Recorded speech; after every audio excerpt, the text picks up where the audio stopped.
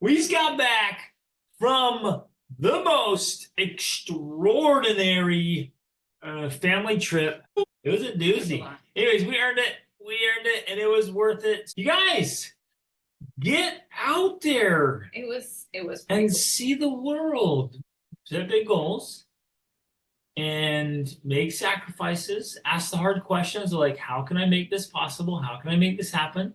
Because it is a sacrifice. And never ever thought we would travel. So you guys, like, dream big. And then literally while I was on the mountain, we're telling all kinds of cool stories here, and I hope that they inspire you, because if we can go from where we were to where we are and to where we're going, then anyone can. You can live your dream, whatever your dream looks like. Some of you want to travel, some of you want to just homestead or farmstead or have an apartment in the city or whatever. You can make it a reality.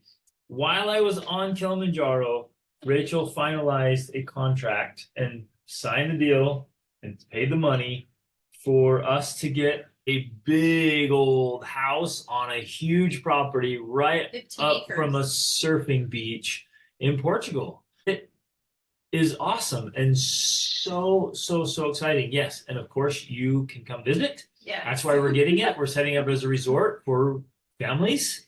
We're going to call it the Worldschool Family Resort. So it's going to be totally based around world schooling, community, connecting with other families. We're gonna set it up for families to be able to come and do their studies, or parents to do work. If you work remotely, we're gonna have a recording studio. We're gonna have offices. We're gonna have desks for kids. I mean, this place is gonna be legit. There's horseback riding lessons nearby. There's surfing lessons.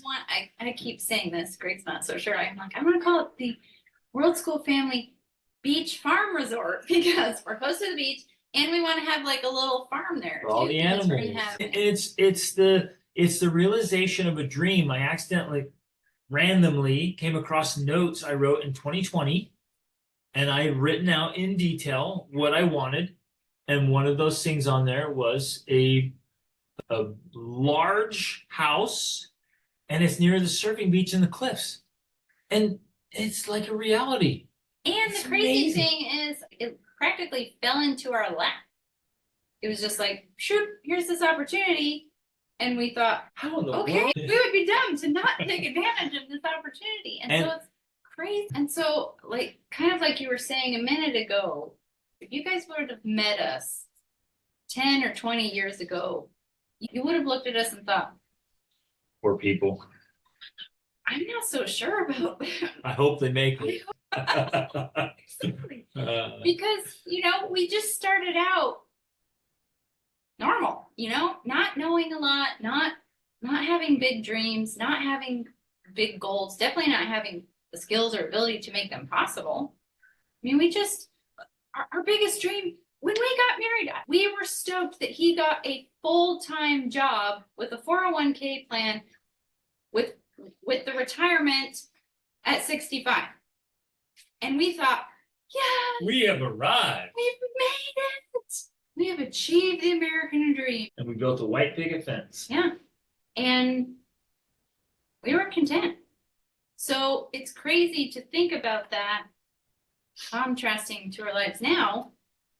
But the amazing thing is, it happened because we started dreaming and we started pursuing those dreams. And when you actually pursue them, it turns out even better than you can imagine. Yeah. That's the crazy thing. It turns out better than you can imagine, because you honestly can't imagine how great it can be from where you were. Like, we could have never imagined. We couldn't have dreamt this up in our wildest dreams. Yeah. And here, I want to share something super important. So God and his universe will conspire in your favor even through obstacles. So for example, today, something with this deal went really ugly, and we found out about it, and he was trying to swindle me, and there was tons of dishonesty, and we're getting all the lawyers involved. And I'm like, oh man, this is so ugly.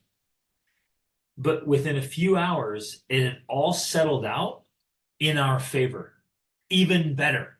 Like, better than we could have anticipated. Like, are you kidding me? Like they keep conspiring in our favor. Like, we're like, walking on clouds already, and then this ugly thing pops up and you think, oh, that's horrible. But every obstacle is an opportunity. And the obstacle turned into something even better than we could have hoped for. You catching what I'm throwing here? Even the obstacles are opportunities. Even the obstacles are blessing because they bring something up that we didn't know about. It brings up this ugly thing, and you're like, oh, that's ugly. And then it gets resolved in our favor. So, oh, it's awesome. Just keep dreaming and keep pursuing your dreams. Now, the caveat is it's like you guys know this, it's not all rainbows and unicorns. So, anyways, yeah, you guys. I think it's also important at this moment to emphasize, at least for me, the key part of this, because it has certainly been true throughout our life that things have not always worked out so incredibly, right? That things don't just fall in your lap, that they just don't turn out, like the obstacles come and they turn out to be better than you planned. The reason why, for me, that these things seem to be happening more is because I have really been working on ultimately gratitude, which I could also use manifesting along with that. I could use positivity, but it's this underlying focus on turning your thoughts instead of towards, which Greg knows I can do, worst case scenario, like, oh my gosh, this is what could happen. We'll live in the gutter, right?